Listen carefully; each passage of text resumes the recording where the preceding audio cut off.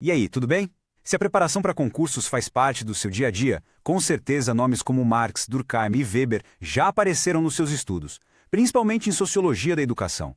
E vamos combinar, às vezes eles parecem um bicho de 7 cabeças, não é? Mas olha, pode relaxar. Hoje a gente vai desvendar o que cada um deles pensa de um jeito bem simples e direto. O objetivo é que, ao final, qualquer questão sobre eles na sua prova se torne um ponto garantido. Vamos nessa? Bom, nosso roteiro de estudos foi pensado para ser um verdadeiro mapa da aprovação. A gente começa com o olhar crítico, demolidor de Karl Marx. Depois a gente mergulha na ideia de ordem social com Emílio Durkheim. E para fechar o trio, vamos entender a relação da escola com a burocracia em Max Weber. E claro, no final tem aquele resumão para fixar tudo e um desafio para ter certeza de que o conteúdo está na ponta da língua. Preparados para dominar esses clássicos de uma vez por todas? Vamos começar pelo gigante, Karl Marx. Para a gente entender o que ele pensa sobre educação, precisamos primeiro dominar dois conceitos que são a base de toda a teoria dele: infraestrutura e superestrutura. Acredite, se a gente entende bem essa dupla, o papel da escola no capitalismo fica claro como água. Olha só para essa imagem do prédio, que ela explica tudo. Pensa na fundação, na base que segura tudo de pé. Isso é o que o Marx chama de infraestrutura. É a economia, são as relações de trabalho, quem é dono do quê. Agora, olha para os andares de cima que se apoiam nessa base. Essa é a superestrutura. É ali que estão as leis, o Estado, a religião e olha lá na janela em destaque, a escola. O ponto-chave para Marx é que a superestrutura não vive por conta própria. Ela existe para manter e justificar a base econômica. Ou seja, a escola, na visão dele, é uma ferramenta que reproduz as ideias da classe que domina a economia. Simples assim. Então, se liga nessa dica que é ouro para a prova. Anota aí. A questão da prova pintou a escola como um lugar de conflito de classes. Falou que ela reproduz as desigualdades, que ela serve para criar uma falsa consciência nos trabalhadores. Pode marcar Marx, sem medo. Para ele, a escola nunca é neutra. Ela é um aparelho ideológico que está a serviço da classe dominante. Vamos pegar um exemplo prático. Pensa na ideia de meritocracia, que a gente ouve tanto na escola. A mensagem é sempre: se você se esforçar, você chega lá. Mas o marxista olharia para isso e perguntaria: espera aí, o ponto de partida é o mesmo para todo mundo? Como essa imagem mostra, uns começam a corrida lá na frente, com tudo na mão, e outros bem atrás. Ao ignorar isso e focar só no esforço individual, a escola acaba mascarando as desigualdades, colocando a culpa do fracasso no próprio indivíduo. E isso, claro, serve direitinho aos interesses de quem já está no topo. Bom, hora de colocar em prática. Olha essa questão.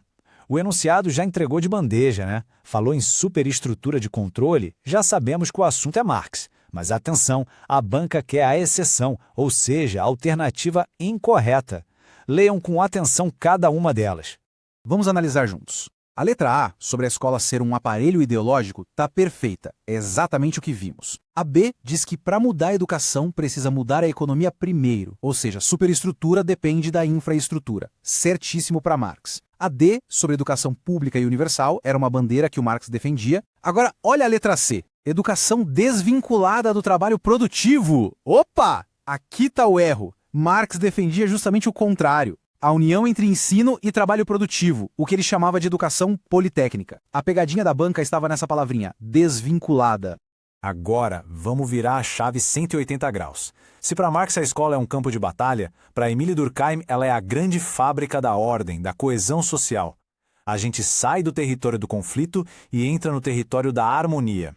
Para Durkheim é o seguinte: a sociedade vem antes do indivíduo. E a sociedade tem o que ele chama de consciência coletiva, que é esse conjunto de regras, valores e crenças que nos une, que nos faz sentir parte de algo maior, como mostra o diagrama. E qual é a principal instituição responsável por instalar essa consciência coletiva nas novas gerações? Olha a seta aí, a escola.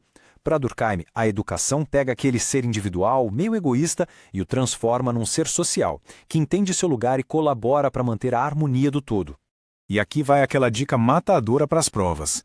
Se a questão começou a falar em socialização, em adaptar o indivíduo à sociedade, em transmitir valores morais para manter a ordem e a coesão, gente, não tem erro. A resposta é Durkheim. O foco dele não é transformar a sociedade, como é em Marx, mas sim garantir a sua manutenção, a sua continuidade. Vamos testar isso na prática. Questão da FCC. O enunciado já foi direto ao ponto. Qual é a principal função da educação para Durkheim?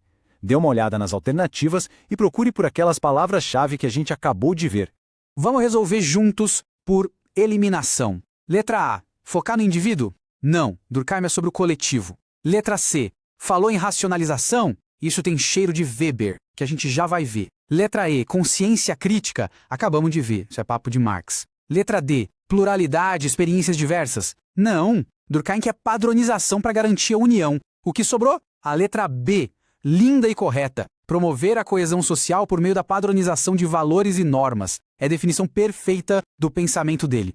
E finalmente chegamos ao nosso terceiro clássico, Max Weber. Ele não tem aquela visão tão ácida do Marx, nem aquela visão tão focada na harmonia do Durkheim. A palavra-chave para entender o Weber é uma só: racionalização. Para ele, a sociedade moderna é uma sociedade que funciona cada vez mais com base na lógica, nas regras, na burocracia.